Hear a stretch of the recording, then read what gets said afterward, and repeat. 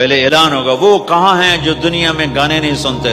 لوگ ہوں گے یا اللہ ہم ہیں. اللہ کہیں گے آؤ بیٹھو.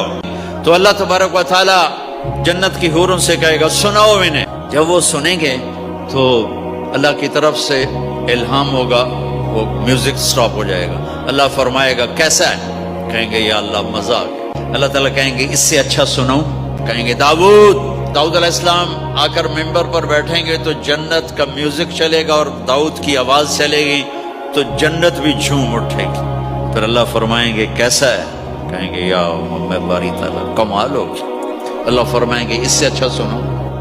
کہیں گے اس سے اچھا کیا ہے؟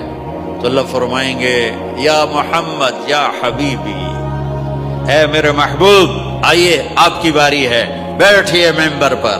میرے نبی بیٹھیں گے, آپ کی آواز اور جنت کا ساز, پانی بھی تھم جائے گا, ہوا تھم جائے گی اور ساری جنت مست ہو جائے گی. میرے رب پوچھیں گے ہاں بھائی جنت والو کیسا ہے؟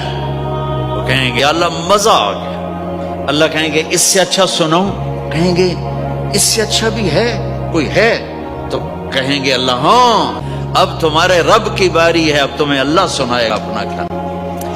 امیر خسرو فرماتے ہیں یا اللہ تجھے دیکھے بغیر تیرے عاشق تیرے اوپر قربان ہو گئے, جب دیکھیں گے تو کیا حال ہوگا. تو اللہ کہیں گے رضوان پردے ہٹا, میرے بندے آنکھوں سے دیدار کریں کانوں سے کلام سنیں.